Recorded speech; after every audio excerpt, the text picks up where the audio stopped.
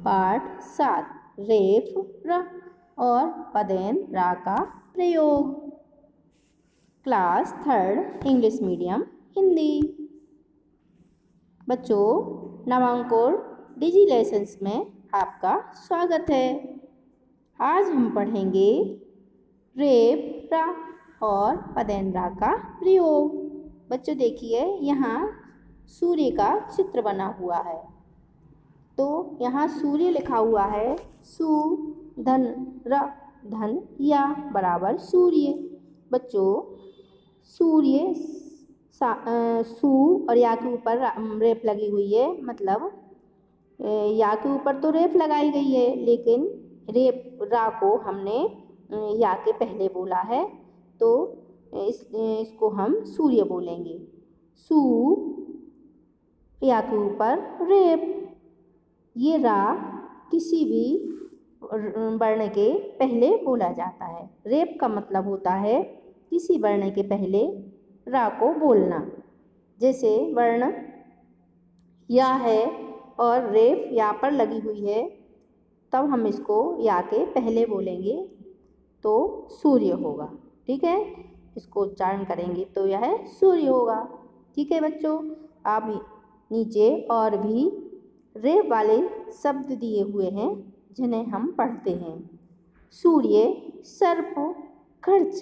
देखिए बच्चों, सर्प में भी पा के ऊपर रेफ लगी हुई है, लेकिन रा का उच्चारण आ के पहले है। और चा पर जो रेफ लगी हुई है, इसका उच्चारण चा के पहले है, तब यह खर्च हुआ। ठीक है बच्चों, तो और भी यहाँ शब्द दिए हुए हैं जो रेफ वाले वर्ण के पहले रा का उच्चारण दर्शाते हैं। ठीक है बच्चों, जैसे मार्ग, तर्क, दर्पण, गर्दन, निर्मल, वर्तन।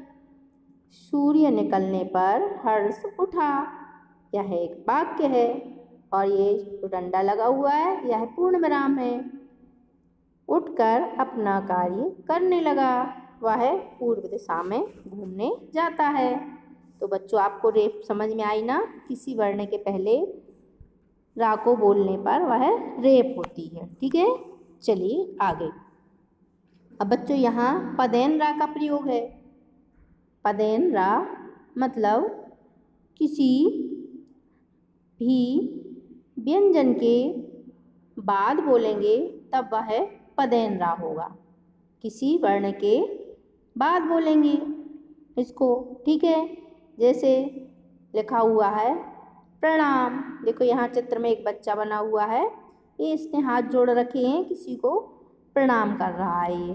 ठीक है, जैसे प धनरा धनणा धनमा बराबर प्रणाम। तो इसका उच्चारण देखिए बच्चों, पा वर्ण में मात्रा लगी हुई है, लेकिन पा के पहले रा का उच्चारण आएगा प्रणाम। आया ना बच्चों समझ में?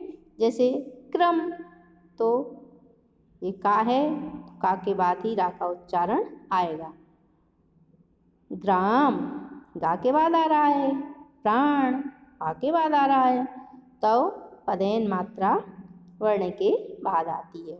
ठीक है, रा का उच्चारण किसी भी पदेन मात्रा में उस वर्ण के बाद रा का उच्चारण आता है। ग्रंथ, प्रथम, सम्राट, ट्रेन, ट्रक, ड्रम।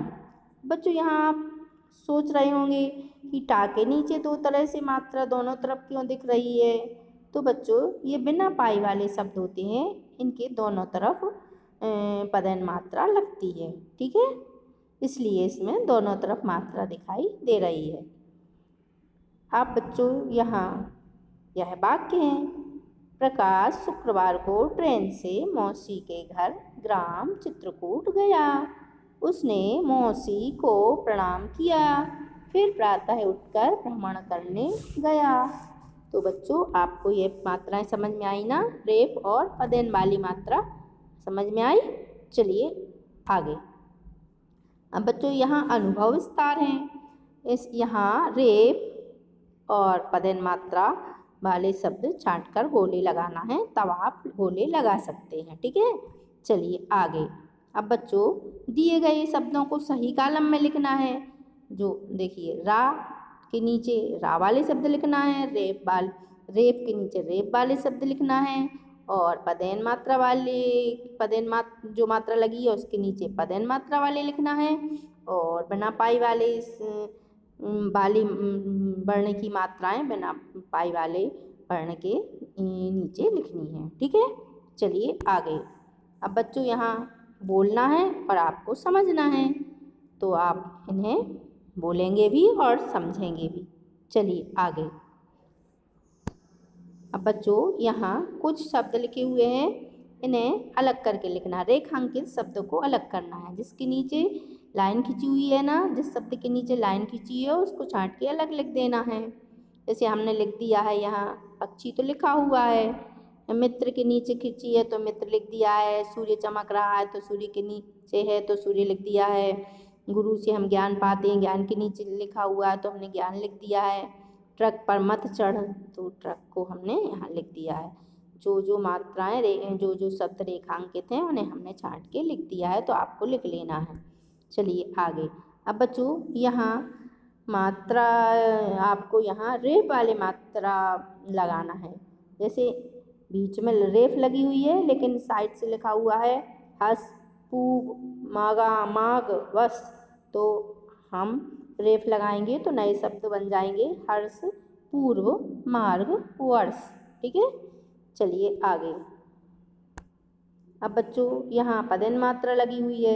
जैसे लिखा हुआ प्रभाकर, तो यहाँ प्रभाकर लिखा हुआ है, लेकिन फिर लिखा हुआ है प्रभात प्रणाम प्रसाद, लेकिन जब हम ये पदेन मात्रा लगाते हैं तो प्रभात का प्रभात हो जाता है, प्रणाम का प्रणाम हो जाता है, प्रसाद का प्रसाद हो जाता है। ठीक है बच्चों, चलिए आगे।